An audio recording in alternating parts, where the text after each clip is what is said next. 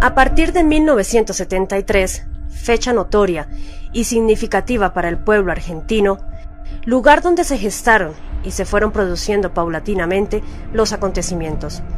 Hechos de gran trascendencia internacional, aún hoy perduran sus ecos, no para vanagloriarse, sino para entristecerse. Lo que se comenzará a relatar tiene el mismo dictamen, la misma procedencia y por ende la misma fuente de donde procedía lo anterior. Cuesta lágrimas y dolor. No siendo fácil hacerlo, Rosalía tiene un motivo, ya que las heridas son profundas y no son fáciles de cicatrizar así como así, ya que fue, es y será el proceso de lo inconmensurable e incomprensible. Saldrán a luz hechos y situaciones complejas ocurridas en esa época. Hechos denunciados hasta el año 2000, porque quizás aún no son revelados, pero él o los causantes sí. Si esto debía quedar en el silencio, en el ocultamiento, los causantes y únicos autores de tanta angustia, de tanto sufrimiento, de tanta incomprensión, de tanto desdén, esto solo podría ser justificado no por seres racionales, sino por seres irracionales.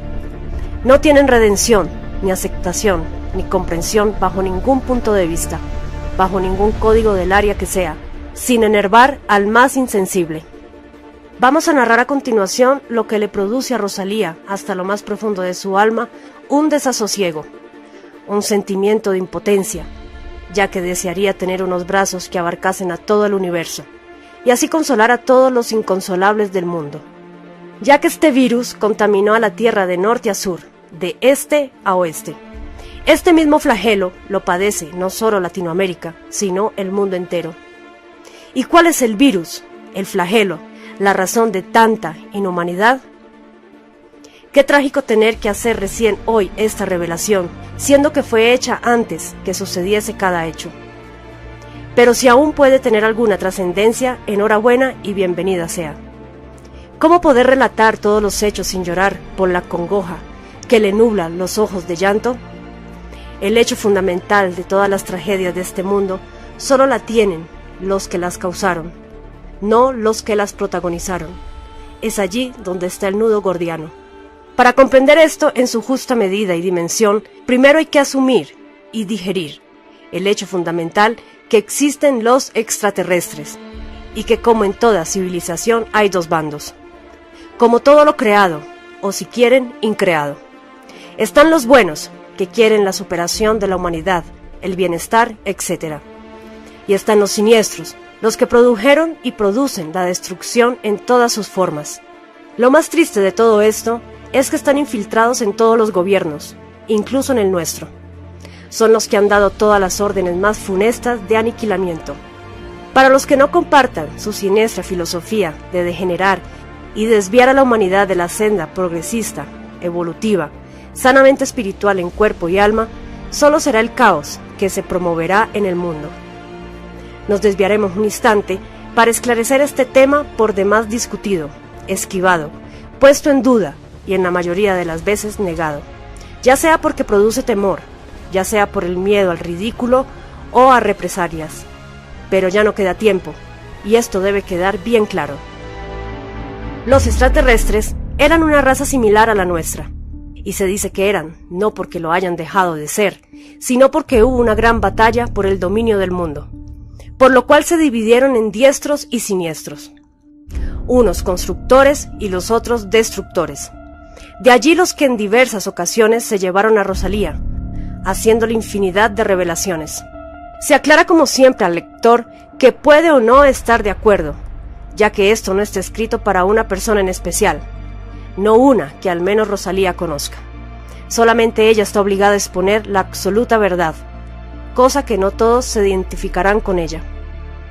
En el año de 1972, Felipe estaba en víspera del viaje a la Antártida, cuando los extras comienzan a decirle a Rosalía sobre los acontecimientos que se avecinaban, con lujo de detalles, puntos y comas. Rosalía les pone los hechos a producirse a Felipe y él le dice: Y bueno, ¿y qué querés que haga yo? Andá escribiéndolos en un blog y guardalos que los voy a leer. Llegamos a diciembre de 1972, y Felipe ya debe viajar con la dotación en el rompehielos General San Martín a la base General Manuel Belgrano, la más austral de todas, 50 grados bajo cero. Estando en la Antártida, los Anorak se encargaron de entregarle la dotación, que consistía en anteojos de nieve, botas y hasta toallas y salidas de baño. Felipe regresa el 13 de enero de 1974. Debido a ese viaje, toma contacto con personas totalmente ligadas al gobierno, y principalmente con una persona que manejaba totalmente el poder gubernamental. Erróneamente, cualquier ser terrestre inmortal puede creer o suponer que esa gestión era exclusiva del comandante o del gobierno de turno. Rosalía también lo creía, pero además, no solo esa persona manejaba todo, sino que a su vez ese señor recibía las órdenes de los que Rosalía definía como los destructores o los siniestros, causantes no solo de la tragedia de Latinoamérica, sino del mundo entero. O sea, están y no están. Son los que determinan los procesos destructivos. Son la mayor epidemia, el virus que corroe las estructuras de poder, los que promueven las guerras más siniestras y tenebrosas. De allí que tengan acceso a toda la información. De allí que se hayan cometido las más grandes atrocidades y vilezas a la humanidad hasta el día de hoy, sin encontrar un porqué. Todo se relaciona entre sí. En 1940, en un gobierno, y luego en todos los gobiernos, las mismas tácticas, el mismo proceder. Primero, fabricar la subversión. Luego, desplazar a las Fuerzas Armadas, llámese policía, militar, etc. Luego, aniquilar la subversión, después a los militares, y así sucesivamente. Es una táctica empleada por años, llámese comunista o de la organización que sea. Una vez combatida, arman una guerra y terminan con las Fuerzas Armadas, con la inteligencia y demás. Claro que todo esto lleva un grado implícito de orgullo, de soberbia en todos los escalafones y estamentos. Hace falta un grado inmenso de humildad para reconocerlo. Reconocerlo honestamente. No es preciso humillarse ni denigrarse, ya que todos en su momento actuaron de buena fe. Tanto los unos como los otros fueron engañados miserablemente. Todo era en bien de la patria. Siempre el mismo lema en todo el mundo. El mismo verso, la misma destrucción. Claro que había que reconocer primero una orden que fue dada en buena ley y ejecutada con toda la honestidad, a sabiendas que es en bien de la patria para preservar el orden, la unidad y la paz. Luego tener que reconocer que fueron estafados, sus fueros más íntimos. Es degradante, y más aún cuando se ha actuado regidos por el Código Militar. Es allí, precisamente, cuando comienza a flaquear su credibilidad. Entonces hubo otros que traicionaron todas nuestras creencias, nuestra credulidad, y nos arrastraron a abismos ignorados. Comencemos por decir que les toman la cabeza, y los llevan a hacer actos aberrantes, o sea que llevan a la persona a la destrucción total. De allí que la mayoría, en todo proceso y lugar, clame por inocencia. Si hasta el acusado se espanta, niega haber hecho semejante aberración. Se aclara que esto no favorece ni justifica a nadie, pero desde el mismo momento en que se planea una acción bélica o guerrera, se estipula en el plan toda clase de ignominias, de aberraciones, que nadie bien nacido puede justificar. Si queremos profundizar y sacar conclusiones de cómo y por qué, primero tendríamos que aceptarlo aunque nos cueste. El tema no es que nadie o que otros no lo sepan, el tema es que se hacen estas evaluaciones. Es conveniente informar, vale la pena justificarse después de haber sido engañados, vejados inmoralmente ante el pueblo. No haber puesto freno y coto a la rebelión y dejar que se cometan abusos, desmanes incalificables, desprestigiando a las Fuerzas Armadas como únicas responsables del desborde. Entonces, ¿era un barco sin timón a la deriva? ¿Que cada quien hacía lo que le daba la gana? ¿Y los códigos éticos de las Fuerzas Armadas? No se puede justificar lo injustificable. Una cosa se contradice con la otra. ¿No es hora de ponerse los pantalones? Y que cada fuerza del país que sea tome el toro por las astas y se la jueguen por sus Fuerzas Armadas, tanto de inteligencia, prefectura o bomberos. El tema es que mientras no erradiquen a los siniestros destructores, seguirán cargando con culpas ajenas. En el gobierno argentino, por desgracia, los hay, y los resultados han sido nefastos, camuflados e infiltrados.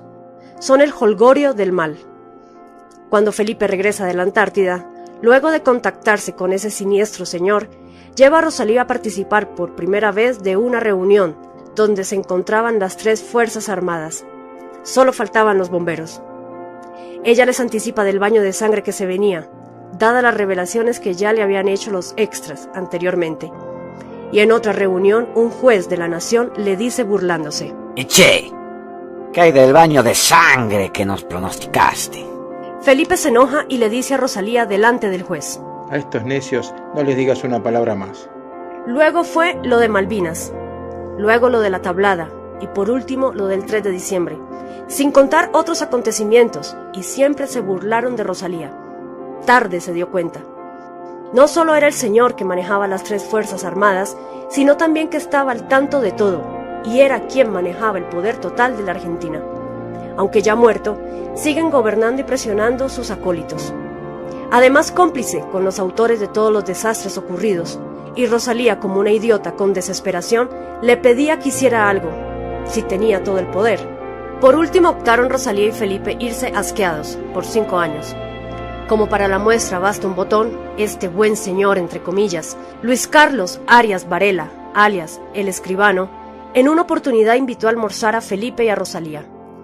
Él estaba con su secretaria y en lo mejor del almuerzo le dice: «Usted sabía, señora, que su hijo lo tuvo con los extraterrestres». Y ella le contestó: «Sí, ¿usted también lo sabía?» Y él le dice: «¿Y por qué cree que no les pierdo pisada?» Y Rosalía lo que quería ver era si la ponía al tanto sobre algo que ella ignorase, pero fue un mutismo total. Decir algo así delante de la secretaria fue algo que sorprendió. Dicho sin preámbulo alguno, daba la impresión que Rosalía había copulado como los bichos, pero no fue así. Le hicieron lo que hoy, recién después de 30 o 40 años, la ciencia denomina inseminación artificial y la ufología partenogénesis. Se debe agradecer que a ese buen señor, entre comillas, se lo llevó Dios a vivir a su lado. El buen señor atentamente escuchaba el punto de vista esotérico de Felipe y todas las narraciones de Rosalía sobre las abducciones, en varias oportunidades, al oasis antártico y a otros lugares en naves alemanas, en especial el contacto con el alienígena Kiev, con quien Rosalía tenía comunicación.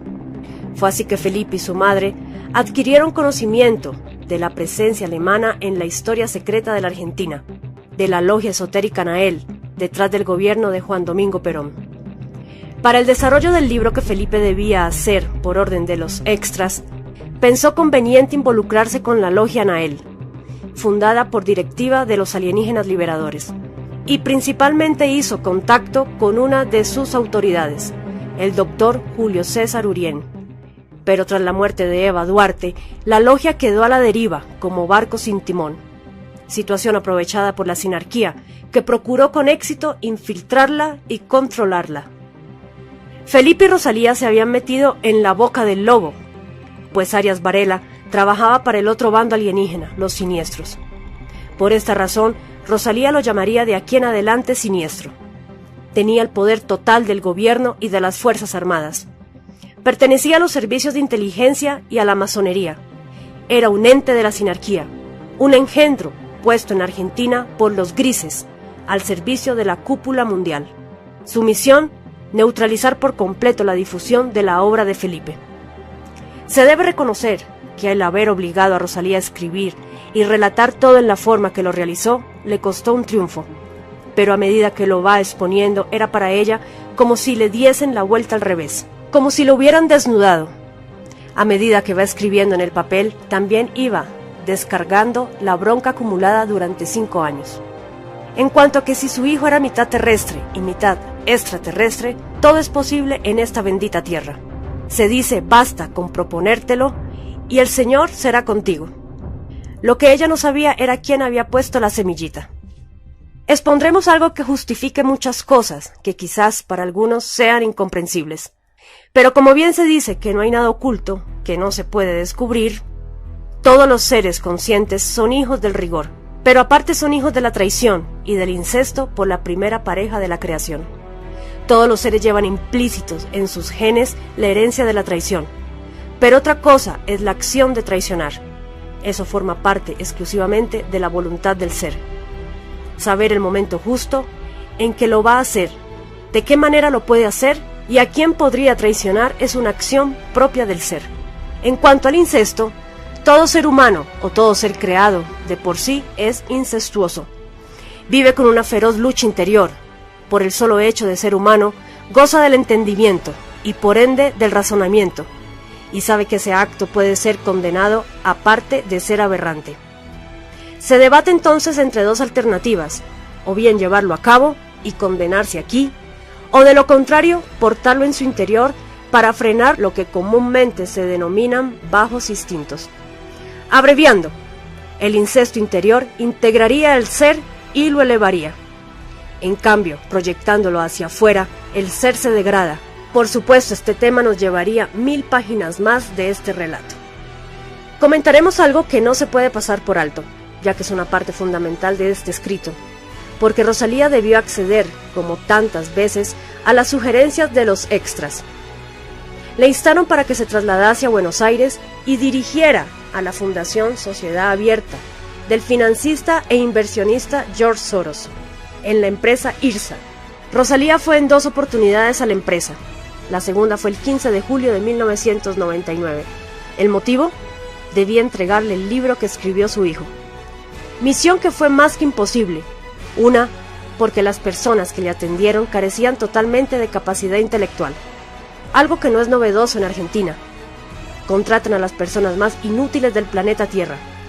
Y aparte, con una actitud sobrada de soberbia, necedad e ignorancia, que Rosalía con su escasa cultura se espantó. Pero exactamente eso es lo que buscan los empleadores, contratar a gente que tengan 2 gramos de mentalidad para que sean sumisos y obedientes. No importa si son inteligentes, no. Lo importante es que ocupe la silla y sea lo bastante agrio para sentirse un poco importante y descartar de golpe cualquier pedido que la persona llegue a hacer. No les importa si esa persona viene de otra ciudad, si paga hotel, comida, etc. Su respuesta siempre será la misma, como autómatas, como robots. Presente por escrito su petición o vaya a Manhattan. Si tiene algo que dejar, déjelo. ¿Cómo dejar el libro de su hijo, algo tan importante, con esa gente mediocre? Fue lamentable. Rosalía estuvo 2 veces en ese lugar y envió 2 cartas. ¿Qué se puede esperar de ese tipo de gente? Ella debía cumplir la misión que le habían encomendado los extras, y ella la cumplió con creces. ¿Quién era ese señor, entre comillas, y por qué debía entregarle el libro? Lo iremos explicando más adelante. El asunto es que Soros había editado un libro filosófico, en el cual había preguntas, y quizás las respuestas estaban impresas en el libro que escribió su hijo. Rosalía no lo leyó, ni el uno ni el otro, ya que los extras se lo tenían prohibido. Pero hacía 5 años que su hijo le instó a entregárselo. Los extras le informan a Rosalía que la obra de su hijo ya llegó a las 2 personas que debía haber llegado. Rosalía pensaba que Soros ya no tenía inversiones en Argentina. Pero pasemos a otro tema. No tendría razón ni significado si no tratasen de rescatar lo más valioso que es la humanidad. ¿Qué han hecho? ¿Por qué tanta infamia? ¿Por qué tanto desprecio por el ser? Es que carece significativamente del preciado don de la supervivencia, que se le niega olímpicamente, el derecho a la vida. Nos faltarían como 2 generaciones, una tercera y una cuarta, al no tener continuidad. No existe. ¿Qué pasó? Los siniestros que formaron la primera generación los llevaron con engaños y sutilezas a embarcarse en una travesía sin puerto ni salida, por lo cual quedaron atrapados como pez en la red, con la esperanza de que serían rescatados, convenciéndolos de que todo lo que hicieran era en bien de la patria, y que al finalizar serían reconocidos y su audacia evaluada. Cuanto más audaz, mayor sería el honor. Todo sería reivindicado, debido a su osadía temeraria. ¡Cuánta mentira y cuánto engaño!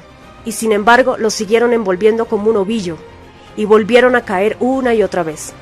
Todos fueron engañados y estafados por seres siniestros, aberrantes, y hoy esos seres infernales disfrutan de su hazaña. Y las víctimas que cayeron presas de su credulidad y buena fe son dignas de respeto y admiración, porque cayeron por ignorancia y no por traidores a su patria. Los que quedaron fueron porque no los pudieron arrastrar o porque fueron más fuertes. La prueba más cabal de esto es que los hunden hasta la cabeza, sin posibilidad de zafar. Siempre caen los más fieles, los débiles de corazón, porque son nobles, puros. Esa es la materia prima donde germinan las ideas de los siniestros. Es allí donde las fertilizan y las hacen madurar. Gracias a esa entrega incondicional, es que hoy los siniestros tienen sus discípulos, entre comillas, que gozan y disfrutan de su maquiavelismo. ¿Cuántos ideólogos cayeron? Los ensalzaron, los endulzaron, les dieron cuerda y los largaron a su suerte, como en la tablada, y ellos se pusieron a buen resguardo. Por supuesto, soldado que escapa sirve para organizar otra guerra. Hay un detalle curioso, que siempre son las madres las que dan la cara. Los ideólogos nunca aparecen, o siempre salen airosos de la contienda. Entonces, ¿cómo podemos condenar a quienes por instancia de los discípulos de los siniestros asusaron a esa generación? Es igual que si se va con un palito a molestar a una araña, es seguro que saltará, y si es venenosa picará. Lo peor y más triste de todo esto es que no sirvió de nada la lección y siguen creyendo en los siniestros discípulos, que enviaron una generación a escarbar y a molestar a quienes estaban en sus habitáculos. Lo más notable es que no escarmientan, están decididos a abrirles la jaula a las fieras que envenenaron su sangre y sus vidas, que los incitan a hacer toda clase de desmanes. ¿Qué enseñanza les dejarán a sus hijos? No se puede ni pensar que sus padres quisieran legar a su propia estirpe odio y rencor. Rosalía aconseja a los jóvenes: Chicos, no se dejen engañar como sus padres. Tomen el toro por las astas, como lo dije anteriormente. Que nadie más ose engañarlos y usarlos para hacer desmanes. Los siniestros luego desaparecen, y son ustedes los que darán la cara y recibirán la represión. Tomen conciencia por amor a sus padres. ¿Pensaron alguna vez que sus padres, cuando ingresaron a esas organizaciones, nadie los obligó? ¿Que lo hicieron por voluntad propia? ¿Que cuando salían o los arrastraban a ser atentados, no lo hacían con pomos de agua, sino que salían con armas? Los ideólogos estaban bien entrenados para todo tipo de aberraciones. En cambio, sus papás solamente estaban subyugados. Al ver tanta destreza que poseían, ignorando que sus propias habilidades serían aprovechadas por los gobiernos para los trabajos sucios. De allí que los ingenuos se prestaron y entregaron incondicionalmente a merced de los discípulos de los siniestros. Esa escuela donde los entrenaban adquirió tan mala fama que parece que la adaptaron para la enseñanza a jóvenes de tejido y bordado. La utilizaron para otra actividad. Ya es una esperanza. Se debe seguir el ejemplo y copiar algo noble. Ya no es un pedido, es un clamor de madre. Están a tiempo de darles una satisfacción a sus padres, encarrilándose y ayudando a los más débiles que no pueden ni tienen voluntad para retomar la buena senda. Nunca es tarde para comenzar, y cuando lo hagan, sentirán cómo los apoyan de arriba. Depongan esa rebeldía y propónganse firmemente a comenzar un futuro prominente. Allí sí les creeré de que tienen una fortaleza inquebrantable. Por honor, respeten su memoria. ¿No creen que merecen respeto? Porque ustedes encaran este tema como si ellos hubiesen sido tarados. Y no es así. Ellos tenían una filosofía, una ideología, que mala o buena, equivocados o no, merecen descansar en paz. No creo por nada que sus padres descansen en paz sabiendo que ustedes sufren horrores. Piensen, recapaciten, saquen sus conclusiones, pero con honestidad. Y pregúntense cuántas personas en sus cortas vidas les inculcaron amor por ustedes, por su dignidad, por sus hijos. Me espanta el pensar qué va a ser de ustedes y de sus hijos resentidos sociales. Y más aún cuando les escucho decir que ni ustedes ni sus hijos son rescatables ya, por caridad. ¡Basta ya! Dejemos el pasado atrás, que todo quede en el 2000 y que el 2001 sea un nuevo renacer. La escuela a la que se refería Rosalía se llamaba Escuela de las Américas, una institución fundada por el Ejército de los Estados Unidos situada en Panamá. Fue fundada en 1946 y funcionó hasta 1984, cerrada finalmente el 15 de diciembre del 2000. En principio de corte nacionalista, que se convertiría después en un instituto de entrenamiento de contrainsurgencia revolucionaria guerrillera, prosinárquica, para contrarrestar los movimientos nacionalsocialistas, donde se graduaron más de 60.000 militares y policías de hasta 23 países de América Latina. Algunos de sus egresados fueron el general Manuel Noriega de Panamá, el general Leopoldo Fortunato Galtieri de Argentina, el general Hugo Banzer de Bolivia, Roberto de Aubuisson del Servicio de Inteligencia de El Salvador, el general Héctor Gramajo de Guatemala, general Roberto Eduardo Viola de Argentina, general Guillermo Rodríguez de Ecuador, Vladimiro Montesinos, abogado militar del Servicio de Inteligencia del Perú, y el almirante Emilio Macera de Argentina. Hasta el 1 de julio de 1999 habría graduado, entre comillas, a 61.034 alumnos. El 17 de enero del 2001 se inauguró el Instituto de Defensa para la Cooperación de Seguridad Hemisférica, heredada de la Escuela de las Américas. El mayor deseo, la mayor aspiración de Rosalía, sería que se fijara una fecha de reconciliación entre los argentinos, que se haga un gran desfile en honor a los caídos, civiles y de la institución que sea, y todos los que habiten ese querido país. No importa de la nacionalidad que sea, raza o color, todos hermanados y unidos por el amor, abrazarse y que no haya más odio ni rencor, aclaraciones o justificaciones. Un gran encuentro nacional de esta magnitud bien podría ser organizado por la Iglesia, que siempre ha sido mediadora en estos conflictos sociales. Entonces recién cuando no haya más culpables ni inocentes, recién cuando se termine con querer zanjar y hacer justicia por mano propia, comenzará a resurgir Argentina. Día a día se cierran negocios, las empresas quiebran y los ciudadanos emigran a otros países para tener nuevas oportunidades. Argentina será un país abandonado. ¿Qué será de los argentinos? ¿Se quedarán solos con su odio y su rencor? Hay que hacer un viraje en la vida, luchando para la superación de los mismos argentinos y de sus hijos. ¿Servirá de algo estas palabras? Porque los argentinos ya están convencidos, porque los convencieron que nadie en este mundo hizo algo por sus padres, y es todo lo contrario.